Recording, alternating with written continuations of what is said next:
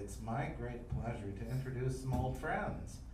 The Repasz band and I have worked together before, and even though this is a small contingent of the Repasz band, I'm just delighted to see them here.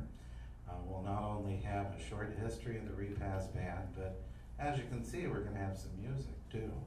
And so I would like you to greet the Repasz and Al Nasinovich.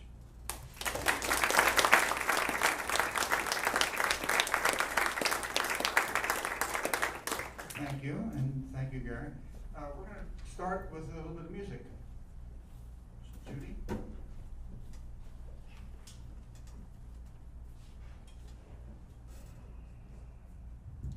One, two, go.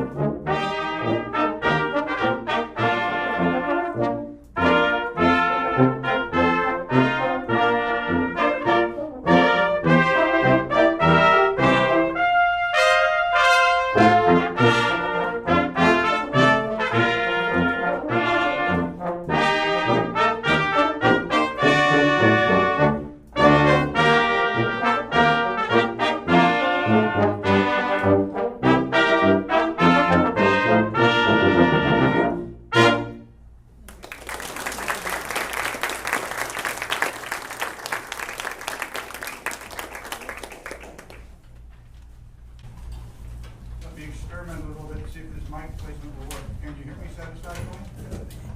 Okay. So, the name of that piece was the 7th Fleet Band, by the way. We're pleased to have been invited here today to give a presentation on our band, one of Williamsport's historical gems. The city is celebrating its 150th year. We go back a little further than that. As the certificate we were just awarded on Friday from the Association of Concert Bands states, 185 years in service to the community.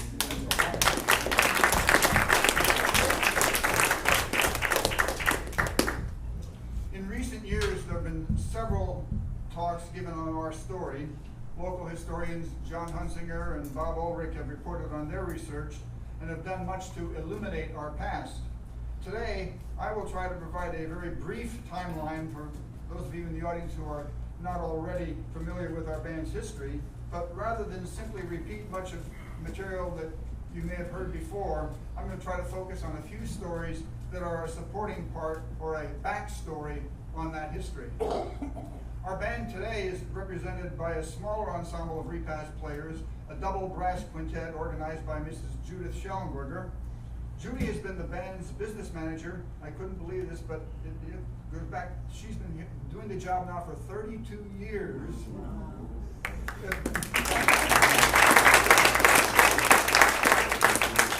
Ever since the retirement of Mr. Earl Williams in 1984.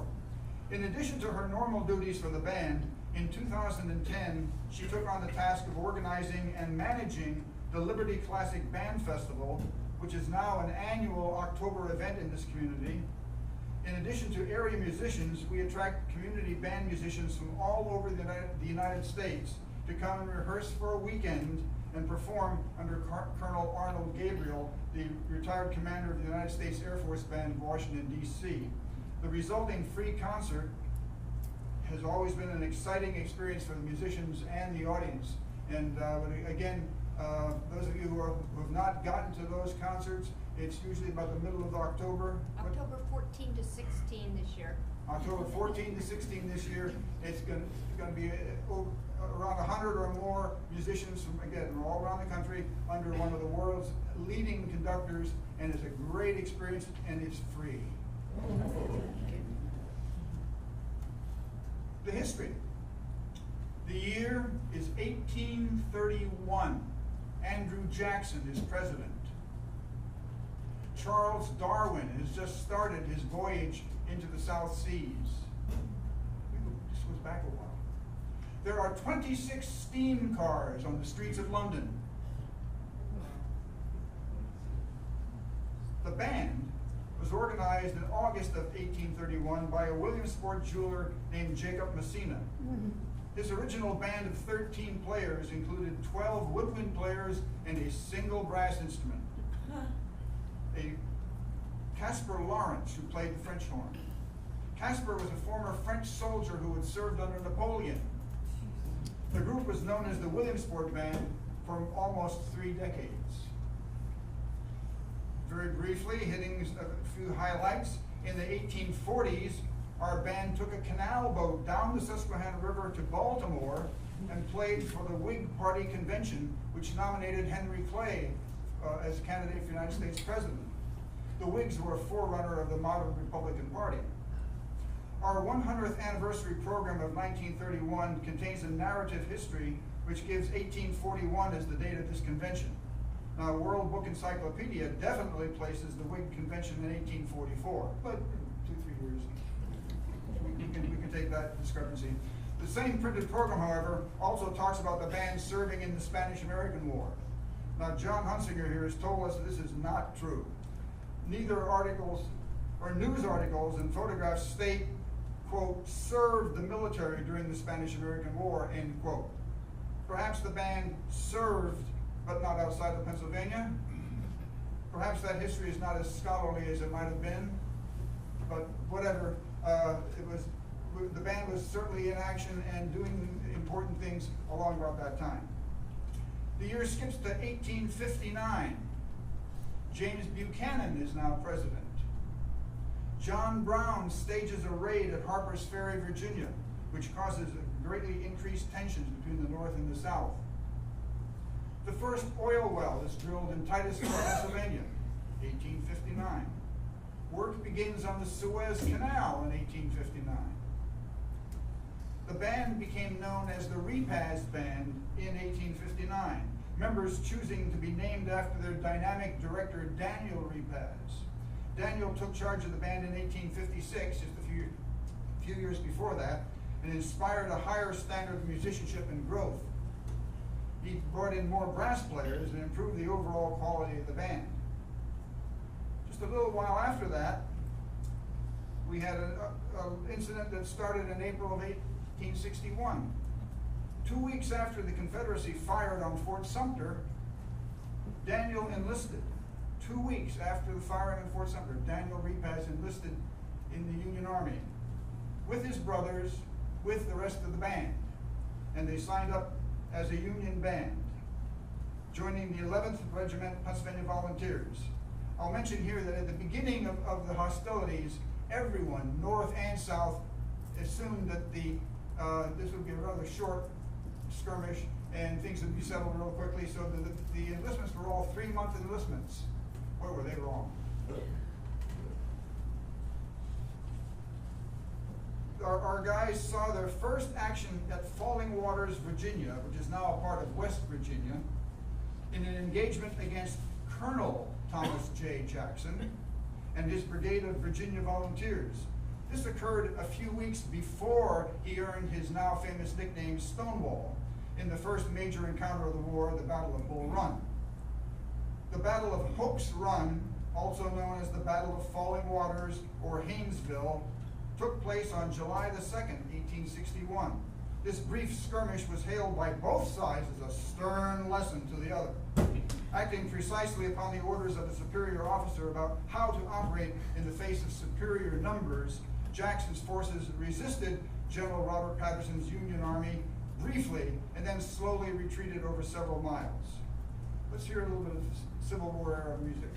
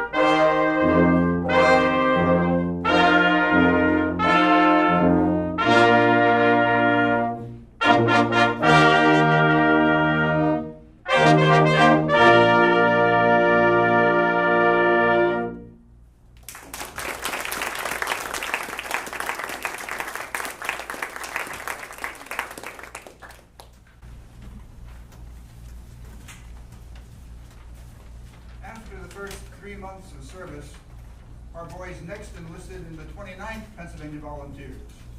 After the band had completed its second enlistment, the greater part of the musicians signed up again, this time with the 8th Pennsylvania Cavalry, and served under General Philip Sheridan until the end of the war. They took part in operations in the Shenandoah Valley and were present at the time of Lee's surrender of the Army of the Northern Virginia at Appomattox. Our historian at the time noted that we, quote, played the Star-Spangled Banner and Rally Round the Flag, alternating with a Confederate Army band who played the Bonnie Blue Flag and Dixie, end of quote. We do not know exactly when our boys performed, as the process of surrender took several days, but we know they were there and we know they were playing. After the war, in 1892 or 93, Repasz Band bought a bandwagon and toured neighboring communities in some of the major cities of Pennsylvania. May well have been the first band in the country to go on such a tour. It turned out not to be profitable enough and its use was discontinued. Remember, the band at this time was a professional organization, and if it wasn't going to be profitable, you're not going to do it. In 1897, the band went to New York City and participated in the parade dedicating the tomb of Ulysses S. Grant, Civil War leader and former president. 1 million people are reported to have taken part in that parade, and of course we were there. Our 1899 production of The Spanish War, as it was called, was presented in a dozen cities from Elmira, New York to Harrisburg, Pennsylvania. The production of the pageant included a Demorest band sponsored by Demorest, a local sewing machine company which was located on the site of the present AFCO works. Anybody here remember a Demorest sewing machine? You do, okay? In 1901, Repasz Band March was published locally by the Vandersloot Music Publishing Company and went on to be known throughout the world. By 1913, the firm was based at 233 West 3rd Street, with another office in New York City at 41 West 18th Street, about 10 blocks away from New York's famous Tin Pan Alley. There's been a long-standing controversy, which remains, as to which of two local musicians, Charles Sweely or Harry Lincoln, actually composed the Repasz Band March. It has been published under both names.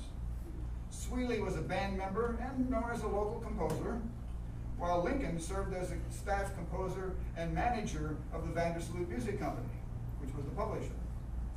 It went to sell over 4 million copies, mostly piano sheet music, but also various instrumental combinations. You name the combination and you could probably get the Repasz Band March for that group, written as needed for that group to perform it.